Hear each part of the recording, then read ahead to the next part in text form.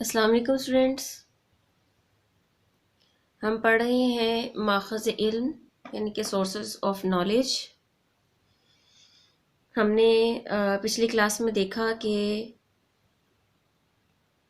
इल्म के चीदा चीदा या बड़े जो ज़राए हैं, सोर्सेज हैं, वो 5 हैं। नंबर 1 पे हिस्सी तजर्बा था, नंबर 2 पे अक्ल है, नंबर 3 पे इस्तिनाद है, नंबर 4 पे वजदान है और नंबर 5 पे वही या इल्हाम है।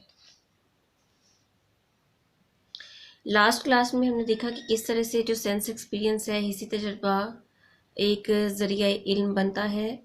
और हमने ये सारे अमल को पढ़ा कि सेंस एक्सपीरियंस क्या होता है, उसके जो सोर्सेज हैं वो कौन कौन से होते हैं जिनके थ्रू हम हिस्सी अदराक करते हैं, सेंस परसेप्शन करते हैं, और ये किस किस शक्ल में हो सकता है ये तजर्बा, हिस्सी तजर्बा। आज हम देखेंगे second source of knowledge, that is reason. हिस्सी अदराक के बाद जो दूसरा अहम और मुस्तनद ज़रिया इल्म है वो अक्ल है या रीज़न है। अक्ल या रीज़न को समझा जाता है कि ये हमारे हिस्सी तजर्बा को गवान भी करती है।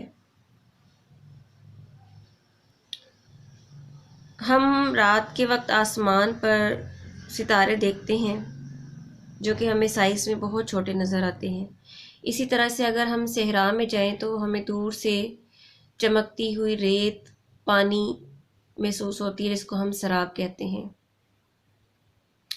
इसी तरह से अगर हमने देखा कि हमारा हिस्सी तजर्बा या हमारा सेंस एक्सपीरियंस हमें ये बताता है कि दूर से आता हुआ शख्स जो है वो इंसान नहीं है, बल्कि वो कोई गाय या भेड़ है या कोई और चीज़ है।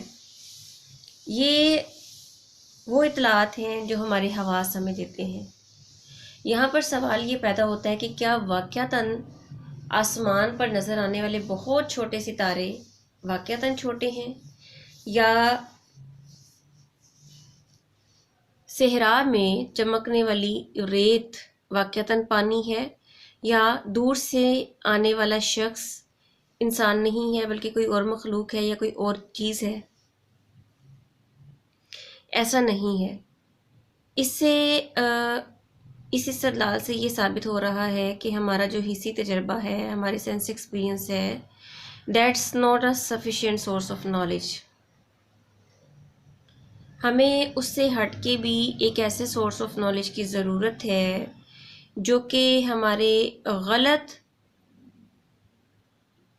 इतलात जो हमें मसूल हो रही हैं हमारे हवास से, हमारे सेंसेस से, जो हमें इनसफिशिएंट या एरोनियस इंफॉर्मेशन हमें मुहैया हो रही है हमारे सेंस ऑर्गन से, हमारे सेंसेस से, उसमें फ़र्क वाज़े कर सके। अब सहरा में जो हमें दूर से चमकती हुई रेत नज़र आती है पानी के तौर पर, हमारी अक्ल वहाँ पर हमें ये गाइड करती है, हमारी रीज़न, कि दूर से चमकती हुई रेत असल में रेत है, पानी नहीं है। इसी तरह से हमारी रीज़न ने ये बात अखज़ की कि आसमान पर नज़र आने वाले सितारों का जो हुजम है वो इतना छोटा नहीं हो सकता, बल्कि वो साइज़ में बहुत बड़े हो सकते हैं, जिसके लिए फिर बाद में हमने टेलीस्कोप ईजाद की और हमने सितारों के एक्चुअल साइज़ को जांचा। इसी तरह से दूर से नज़र आने वाला कोई क्रिएचर या थिंग, हमारी अकल हमें रोक सकती है कि वो ज़रूरी नहीं कि वो कोई क्रिएचर हो, ज़रूर हो सकता है कि वो इंसान हो। यानी अकल का काम ये है कि वो डिफरेंस करती है बिटवीन अपीयरेंस एंड रियलिटी। अकल का काम ये है कि वो हमें गाइड करे कि किस तरह से ज़ाहिर और असल या हकीकत का फ़र्क मौजूद होता है, और उस फ़र्क तक हमें हमारी रहनुमाई करे। ये एक फ़ंक्शन है अकल का, जो कि उसको हिस्सी तजर्बा से हट के एक आला, एक बेहतर सोर्स ऑफ नॉलेज के तौर पर साबित करता है। यानी हमारी अक्ल का काम है कि हमारे हिस्से तजर्बा से जो हमें नाकाफ़ी इतलात मौसूल होती हैं, उन नाकाफ़ी इतलात के फ़र्क को समझा जाए और उससे ہم بہتر یا مستند علم حاصل کرنے کی جانب ہماری رہنمائی کرتی ہے۔ اس کے علاوہ عقل یا فکر کی مدد سے ہم استدلال قائم کرتے ہیں اور استدلال سے ہم درست علم تک رسائی حاصل کرنے کی کوشش کرتے ہیں۔ اس کے علاوہ عقل کے اور بھی بہت مختلف فنکشنز موجود ہیں، جس میں ہم کلاسیفیکیشن ہے، آئیڈینٹیفیکیشن ہے، ڈفرینسز ہیں، یعنی کہ مثال کے طور پہ یہ اس وقت جو آپ کو سامنے چیز نظر آ رہی ہے اسکرین پہ، یہ ایک وائٹ بورڈ ہے اور یہ کوئی مارکر نہیں ہے یا ٹیبل یا چیئر نہیں ہے۔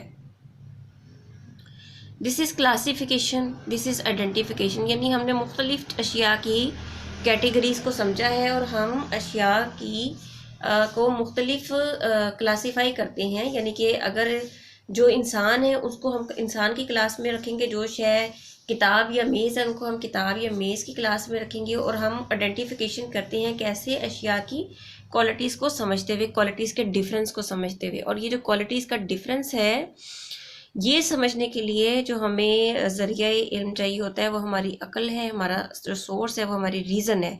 ہماری ریزن یہ ڈفرینشیشن کرتی ہے، یعنی ریزن کا کام ہے کلاسیفیکیشن کرنا، آئیڈینٹیفیکیشن کرنا اور ڈفرینشیشن کرنا۔ اس کے علاوہ کمپیریزن کرنا بھی جو ہے ہماری ایک ریزن کا فنکشن ہے۔ یہ سارے کام کرنے کے بعد ہماری ریزن میں یہ طاقت ہوتی ہے کہ وہ مختلف اشیاء کو ایک کمپاؤنڈ کے طور پر جوڑ کے ایک نئی شے، ایک سنتھسس بنانے کی قابل ہوتی ہے۔ یعنی کہ عقل نے کیا کیا، ہمارے سامنے اس وقت 3-4 فور ایگزامپل چیزیں پڑھی، ایک مارکر ہے، ایک کرسی ہے، میز ہے، بورڈ ہے۔ عقل نے ان مختلف اشیاء کی کوالٹیز کو کوالٹیز کے ڈفرینس کو وضع کیا کہ کتاب کی جو کوالٹیز ہیں وہ ڈفرینٹ ہیں، جو چیئر کی کوالٹیز ہیں وہ ڈفرینٹ ہیں، اور جو میز کی کوالٹیز ہیں وہ ڈفرینٹ ہیں۔ اور پھر اس نے ان کو آئیڈینٹیفیکیشن کا پروسیس سٹارٹ کیا کہ یہ شے کتاب ہے کیونکہ پڑھنے کے کام آتی ہے اور یہ ہمیں انفارمیشن مہیا کرتی ہے، یہ شے کرسی ہے، یہ بیٹھنے کے کام آتی ہے، وغیرہ وغیرہ۔ یہ پروسیس ہے آئیڈینٹیفیکیشن کا۔ اس کے بعد کمپیریزن کا پروسیس ہے کہ آپس میں دو مختلف کلاسز کو آپس میں کمپیریزن کیا جائے کہ یہ کرسی ہے، یہ میز نہیں ہے، یا یہ کتاب نہیں ہے، اسی طرح سے یہ کتاب ہے اور یہ کرسی یا میز نہیں ہے۔ تو یہ تمام تر جو فنکشنز ہیں کلاسیفیکیشن کے، آئیڈینٹیفیکیشن کے، ڈفرینشیشن کے، اور اس کے بعد مختلف دو تصورات کو جیسے ہم جوڑ کے، جیسے ہم کہتے ہیں مارمیڈ کا تصور ہے، یعنی ایک ہم نے مچھلی کا تصور لیا، ایک عورت کا تصور لیا، دو تصورات کو آپس میں جوڑا تو ایک مارمیڈ کا ایک نیا تصور بن گیا۔ تو یہ تمام تر جو فنکشنز ہیں، یعنی کہ ڈفرینس کرنا اپیرنس اور ریئلٹی میں، پھر اس کے بعد استدلال قائم کرنا اور استدلال بنانا، استدلال جو ہے، ریزننگ جو ہے، انفرنس جو ہے، استنتاج، انفرنس، یہ بہت بڑی ایک اسپیشلٹیز ہے ہماری سورس آف نالج، جس کو ہم ریزن کہتے ہیں، جس کی بیس پہ ہماری پوری کی پوری سائنس بھی ڈیپینڈ کرتی ہے، ہمارا فلسفہ پورے کا پورا علم جو ہے وہ اسی کی بیس پر ہے۔